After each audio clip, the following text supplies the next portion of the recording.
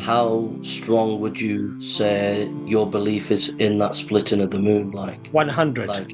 You said empirical scientific evidence. As a Christian, you don't believe that you need empiricism to establish that Jesus turned water into wine. It's sufficient for you to have testimony or the Bible perhaps saying that. Anyone who says that they want scientific evidence for a miracle doesn't understand what a miracle is. So I'm just stating that clearly for you. The other thing is this, Jason.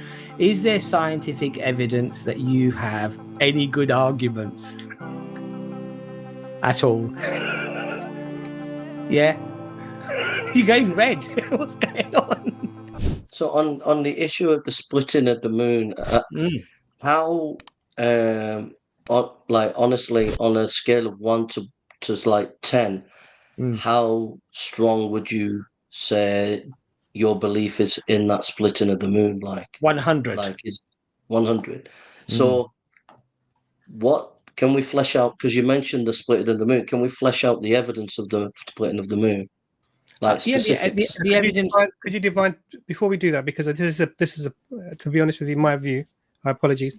This is sort of a pointless exercise. But let's first start by defining miracle. What's a miracle? Why you define a miracle event, a supernatural event that couldn't happen, that a human being couldn't do, that it's God breaking into nature. So what does supernatural mean? A supernatural meaning that I'm going to do a Jordan Peterson on you, Jason. What does supernatural mean? Supernatural meaning that God using his power to do an unusual thing in breaking into nature, which would not normally come about by nature. Yeah. So is it are supernatural things amenable to empirical evidence? Supernatural events, some events are, yes. Okay, for example. So, for example, if Jesus turned water into wine, people would have been there to be able to see, first there was water, then there's wine. So that's there not is empirical. ways. So this is eyewitnesses, is what Bas was saying. Eyewitnesses who testify that this is what we witnessed. Yeah, but I'm asking for specifics now. Can we look at the evidence? Yeah, absolutely. So give us the evidence specifically of the water turning to wine then. Yeah, but you keep. I don't want eyewitnesses. No, I'm illustrating the problem with the Jason. Brother, you're switching it back to me. No, I am switching it. I 100% agree with you, Jason. I agree with you 100%. Look, let's go to your data, your information. I agree with you 100%. You know what, Dr. Imran, as much as that is a checkmate move, I think it's just too easy. I'd rather toil with the prey before we actually go in for the kill. So yes, Jason, we have eyewitness testimony of. Well, let's go to the detail. What is the eyewitness material, and then what is the scientific evidence? Okay, so let's put it this way. First of all, because the Quran says it happened. So for us, that's the greatest of all evidences. So let's look at the passage then. Let's look at the passage. What is it? Yes. Let's look at the passage. Go on. Is it Surah 54, verse 1 to 3, is it? Well, you're making the argument, so you tell me what verse and chapter it is. Go on. Well, you're the one. It's you guys. I'm asking you. You brought up the splitting of the moon. I didn't bring it up. Okay. You brought it up. So you mean? Let's get the verse. I'm going to Surah 54, verse 1 to 3. This is the translation, so I can't read Arabic, but it says, "The hours drawn near, and the moon was split in two. Yet, whenever they see a sign, they turn away, saying, 'Same old magic.'" Verse 3, "They rejected the truth and followed their own desire, and every matter will be settled." Right. So what's the problem? That's one of the verses. Yeah. So are there any more? No. What's the problem with that? The problem with that is I can be gracious to you and I can grant you that it's about Muhammad, but Muhammad's not mentioned there. Muhammad isn't mentioned there, so it doesn't give you a strong argument. Okay, hold on a second. I'm just granting it you. Okay. Is there anybody in Islamic history that has the writings? So we have hadith, obviously, but are there any writings or any explanation for anybody other than the Prophet Muhammad, peace be upon him, splitting the moon? We're from the Quran, and the hadith. In the hadith, you have hadith, but that's another matter. Yeah, but we're not Quranists, are we? You're not talking to Quran only Muslims here, are you? No. But Abbas, listen, just for a second, yeah. If you read this chapter, it's very clear that the arguments are about they're not listening to the signs of the prophet. Jason, so I will grant you, Jason, that it's about Muhammad, right? I'll grant you it's about Muhammad, right? But it's not a strong argument from this passage. Jason, even though I grant it you. Relax for a second, Jason. According to our paradigm, how do we know about anything when it comes to Islam? What is our paradigm? Your paradigm, as far as I can understand it, is you have the Quran, but you have the Sunnah, and the Sunnah explains the Quran. And then we have the first generation, the second generation, and this is how we establish the Quran. Yes, establish Islam. Yes, it's a holistic understanding. Now, why it has to be that way is because if everything is in complete detail, you're not going to get a book like this.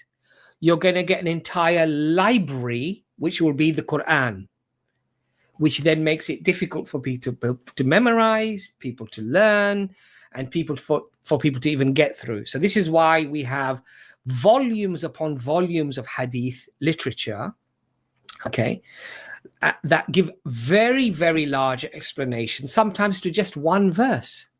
The Prophet may have given lots of explanations about that one verse, for example, right? So we're not Quran only Muslims. This is the point. So there is a huge swathe of evidence supporting that the Prophet ﷺ split the moon, right? Now, the question that you're asking is, you said empirical scientific evidence. And Dr. Imran, this is exactly why he asked you the question, because if a person proposes a particular argument, if it goes against their own paradigm of understanding that issue, then that's called hypocrisy. Right. I've heard. We mustn't be hypocrites when we question somebody about something when we believe the exact opposite ourselves. So as a Christian, you don't believe that you need empiricism to establish that Jesus turned water into wine. It's sufficient for you to have testimony or the Bible perhaps saying that. This is sufficient for you. And then when this is sufficient for you, you have to be courteous enough, honest enough. I would say, I wouldn't even say charitable, I would say honest enough and decent enough to say that since this is your paradigm as well, Muslims, it's fine. It's absolutely fine. So to scrutinize somebody else on an issue whereby you yourself are not putting yourself under the same scrutiny, this is called hypocrisy, Jason. And I don't understand why you're doing this. Right. Can I come in now, Abbas? Please. I love you, man. You're a very nice man. Very, very nice man. And you are Dr. Imran too. First of all, I'm gonna clip that bit and I'm gonna give that to my wife. You're a very lovable chap, brother. First of all, on the hypocrisy thing, I wouldn't say, my friend, that I was asked how could you verify it. I did say you could verify it scientifically and historically. It doesn't necessarily mean that I would actually apply that in all situations or in every situation. So I wasn't saying that as a paradigm. I was saying that's a possibility. Second thing is, we've been talking now for quite a bit of time, and there's still no concrete evidence for the splitting of the moon. Thirdly, even though you made an argument from the Quran, you said the Quran. If you read chapter 54 of the Quran, I'm granting you it's by Muhammad, it's about Muhammad, but that's because I'm being charitable. It doesn't say his name there And so your argument is not from the Quran. It's also using the Hadith to interpret the Quran. So it's not really a divine argument that you're making when you say you're making it from the Quran. So that's the thing. So now what we need to do is we need to look at... Before you move on, Jason, because you made a lot of statements, and actually there's a lot of there's a problem in your approach, and this is why I asked you the question right in the beginning, because I knew how you were going to approach this, and this is why I want you to give me empirical evidence of any of the miracles of Jesus, peace be upon him, that you would, even the resurrection or the rising of the zombies, or according to Matthew, or whatever one you want to give. And this is why I asked you, what is a miracle? And a miracle is a supernatural event that can't be explained using normal understandings of nature, and not something that humans can do. And then I asked you that is it amenable to empirical or scientific analysis? And the answer to that question is no, it's not. Despite hearing those words, and Abbas has sort of gone through the thing with you as well, you're ignoring that, and you bring it up again as if it's a valid point. Anyone who says that they want scientific evidence for a miracle doesn't understand what a miracle is. So I'm just stating that clearly for you. If you want, so I'm not going to ask you for scientific evidence of the resurrection of Jesus, because science will not. Let me explain my point. You can do after that. And the reason for that is that there is no scientific explanation for that. And science, and I'm not going to ask you, give me the scientific evidence for the turning of the water into wine, because there's no scientific explanation for that. The only thing you can provide or claim to provide is witnesses who saw the events. That's all you can do. And then the veracity of those have to come. The other thing that is unreasonable in your approach is that you're not allowing us to use our sources as Muslims that we would use as we would use them in the religion. So we're not Quran only, as Brother Abbas said. We have Quran and Hadith. And yet you seem to make a thing out of the fact that we're using Hadith. No. The Hadith themselves are a part of the religion and also a form of revelation. Yeah, and also, Jason, just to add on to that, the verses that you've read, the English translation, who does it claim split the moon? Who does it say that did it? It says the hour has drawn near and the moon was split in two. Is Muhammad in the Arabic there? No. I'm asking you, who was it that did that? Well, that's what I'm saying, is that it's not. It doesn't say who it is. Okay, but it does mean that someone did it, right? Yeah, but it doesn't say who. If you read the rest, if you read the whole of the chapter, Jason, I can grant you that it's about Muhammad, but it's not clear. It's not clear in the context. Jason, the point is that it says the moon was split, right? Yes. So someone or something split the moon. That's the claim, right? Yes. So where are you going to go to find out who it was that did it? But that's not my problem. That's your problem. Jason, I'm asking you. It's not my problem, Abbas. No, it's your Jason. Problem. Jason, I'm asking you, where would you have to go to find out who did it? If you want to use your context and your paradigm, you go to the Hadith. That's it. But the point is a couple of things. When it comes to miracles, there's a book written by Craig Keener on miracles, and he does use. He examines medical reports about people dying and seeing things and supernatural things happen. He's wrote a book about 1,000 pages. So that's an example there. But I wasn't using that as a paradigm. I just said it as a possibility or as an example. When we're talking about ancient documents, we have to look at the veracity of the documents, the consistency of the documents, eyewitnesses, like you said. So I'm on the same page as you. So you're putting this argument on me about I'm being inconsistent about science verifying miracles.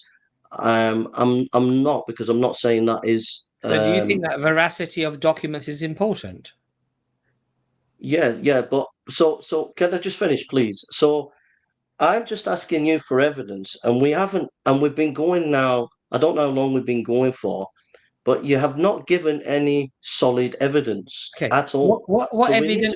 What evidence would? So let's go to the hadith. You've not provided any what evidence would convince you, Jason? What would the evidence be that convinced you? Well, you're making a claim. In this chapter, it's clear that Muhammad's not mentioned, but I'm granting you it's about Muhammad because the context. What evidence would convince you that the moon was split? What evidence would convince you? So now what we need to look at is the so-called eyewitnesses. What evidence would convince you, Jason?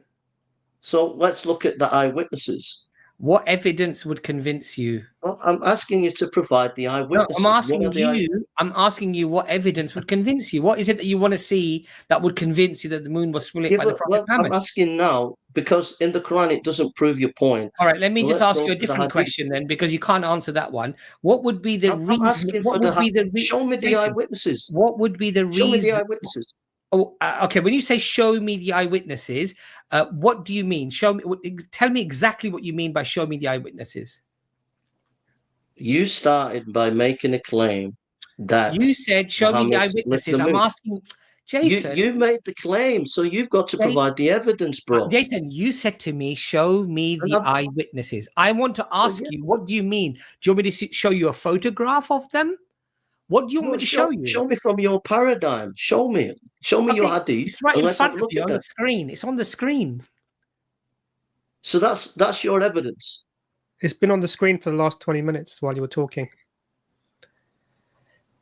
But that's not evidence, bro. What kind of evidence is that? What kind of evidence? The people of Mecca asked Allah's messenger to show them a miracle. Narrated by Anas bin Malik. No, it started at the beginning. Narrated by Anas bin Malik. Oh dear. Narrated by Anas bin Malik. Yeah. So he showed them the spoon. You've got a problem with that. What day was it? He showed them the moon split in two halves, between which they saw. I'm aware of this. I'm aware of these hadiths. What time and day was that said? Okay. The day. All right. No, that's fine. No, absolutely. No, this is great. Okay, now we're going to apply your standard. The day and time. Okay, not the day and time. Great. And then thirdly, that hadith, what's the earliest manuscript of Bukhari that you have? Okay, let's deal with this, yeah? Let's deal with this, all right? Let's go through this. The evidence. Okay, one second. I'm aware of those hadiths. No, I understand. Pastor, we've got you, yeah? So I want to understand the principle you're applying, yeah?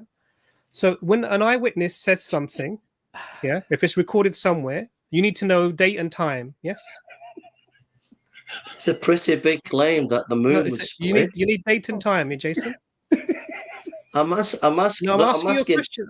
Answer the question. Put the hadith up. Put the hadith up and let's analyze the hadith. We will. You're not. Jason, you're avoiding the principle we're trying to lay out first. Because first we've got to have we have to have principles. I don't know why Abbas is laughing. I'll tell you why he's laughing, because what you're saying, frankly, Jason, is did they have a grandfather clock to look at to see what time the moon split? No, but did they have a clock? But when the claims for the resurrection, did they have there was clocks a particular day and time. No, there wasn't. They don't agree on the date and time. 1400 years ago, did they have clocks? He even mentions the hour. What? Let's have a look at which hour is mentioned. Jason, which hour is mentioned? Did they have clocks in 14 centuries ago? No, but let's look at the evidence. Let's look at the hadith again. Bring the hadith up. Jason, give me a big hug, man.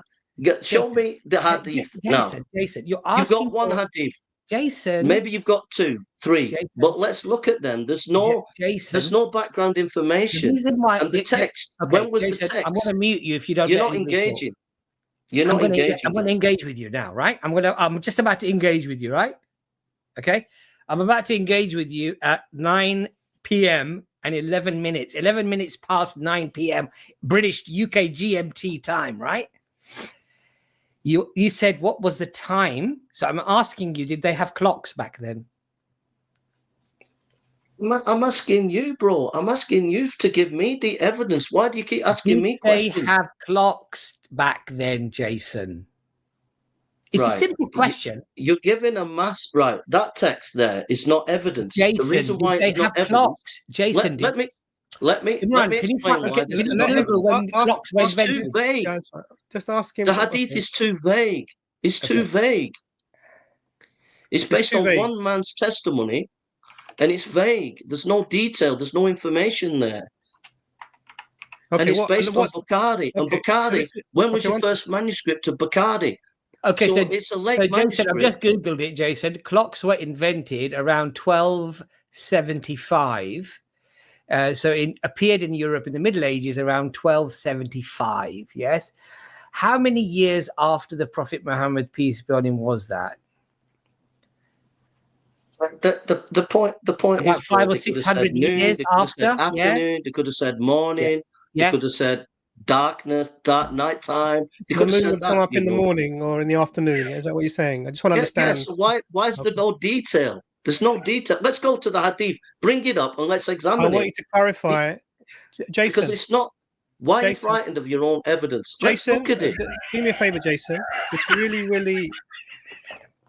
really, really hilarious. And actually, it's really, I'm surprised you're saying the word frightened. I'm surprised you're saying that. You've set up one second. You set up a paradigm. You've set up a paradigm that would destroy the Christian story. You want scientific evidence for a miracle. Yeah, I said that, bro. You said that. You said that right at the beginning. You want a scientific evidence for a miracle. No, I've just explained when someone's talking. I've not said that. I said that's a possibility. So you have to listen when someone's talking because you're talking over people when they're trying to talk to you, and that's not how conversations happen. Yeah. So if you want to have a conversation, then you use the headphones. Listen. Okay. So you set up a paradigm that destroys Christianity. You want empirical evidence, and you want of how the miracle's happening. You want time and date of any miracle that you want time and date of any miracle that's happening, and you want all of the witnesses to provide you with the time and date of the whole background of what's happening. Yes, this is what you want. Yes. Okay. No. So this is the paradigm you set up. Apply that paradigm to any of the. Let's go for the biggest Christian miracle that you have, which is, I would say, the zombies rising is the biggest miracle. But if you want to have one person rising as a miracle with Jesus, you can go with that. So tell me, give me the scientific evidence of that, please. First, scientific evidence, please. Empirical evidence.